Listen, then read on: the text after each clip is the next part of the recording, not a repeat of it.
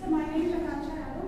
I teach here computer subject from class 3rd to 10th. Computer में आपने triple C किया कि DCA किया है? Sir, मैंने BCA किया हुआ है। BCA, good, very good. My name is Mira. I teach Hindi 1st to 5. My name is Nayanka Dubey. I teach here computer science and math 3rd to 5. So my name is Sarvita, Dash teacher of class 1st, all subjects. All subject, mother teacher है। अच्छा अच्छा, ठीक ठीक, समझ गया। So my name is Saika Tiwari. I am a math teacher for Indian Army. My name is Jyoti Yadav. I am in class 1st to 11th. ठीक, Sir, my name is Akansha Yadav and I am in standard 1. I am a class teacher of class 3. ठीक ठीक। My name is Virendra. I teach here Hindi from class 6 to 10. My name is Virendra. I teach English and history class 4 to 6. Teaching क्या है, इसके बारे में आप लोगों को बीएड, अगर बीएड नहीं किए होंगे तो कोई बात नहीं, लेकिन पढ़ाने की कला तो सब में होती है। तो सर, उपस्थित हमारे जितने भी हमारे टीचर्स हैं सभी बहुत एनर्जेटिक हमको दिख रहे हैं। तो आपको एक हमें निरंतर ओरिएंट रहना है अपने टीचिंग के प्रति। तो टीचिंग क्या है? एक कला है। टीचिंग एक आर्ट है, एक टेक्निक्स है, कला भी है, तकनीक भी है और वैज्ञानिक दृष्टिकोण से भरा भी हुआ है। केवल कला ही नहीं है, टीचिंग केवल कला ही नहीं है कि हम कला कह देते हैं। टीचिंग एक कला भी है। और क्या बताया हमने? आप लोग सुन रहे हैं कि नहीं सुन रहे हैं? हमने 3 चीज़ें बताई। टीचिंग एक कला है, एक तकनीकी है और वैज्ञानिक दृष्टिकोण से परिपूर्ण है। टीचिंग को कभी एक मानदंड पे खड़ा नहीं कहा जाता है कि टीचिंग केवल कला है।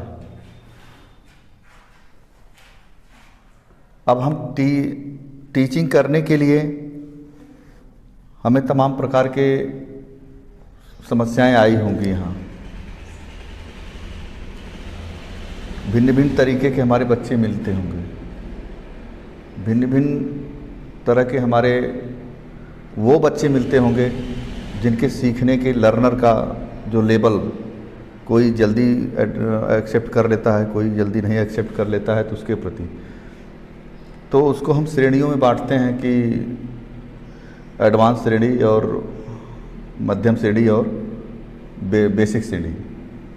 तो कभी कभी कहते हैं हम कि सी श्रेणी के रेड जोन और बी श्रेणी को येलो जोन और ए श्रेणी को ग्रीन जोन।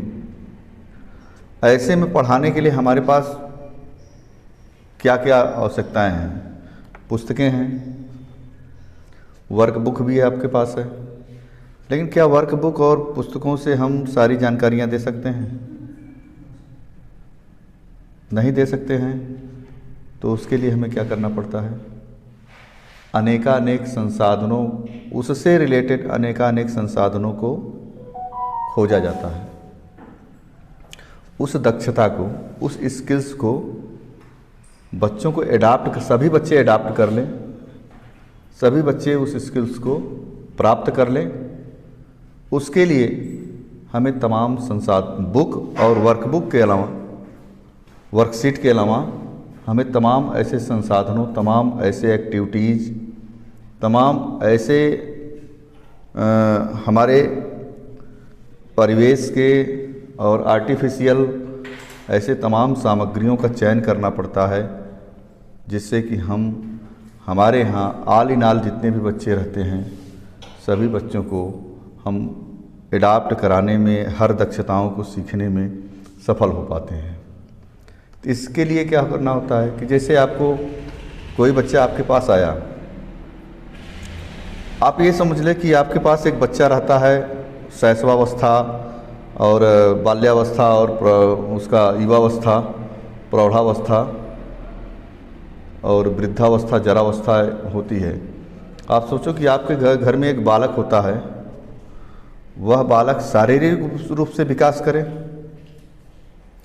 उसके लिए हम तमाम दूध के अलावा भी तमाम ऐसे मिनरल्स, तमाम ऐसे चीज़ें हम उसको देते रहते हैं और उसको खेलने, उसके मस्तिष्क का विकास हो सके, वो किलकारियाँ मार सके, उसके मांसपेशियों का विकास हो सके, दौड़ सके, तमाम ऐसे खिलौनों को, तमाम ऐसे गाड़ियों को, तमाम ऐसे संसाधनों को हम इकट्ठा करते हैं जिससे बच्चे का पूर्ण रूप से शारीरिक, मानसिक और बौद्धिक विकास उसका हो सके।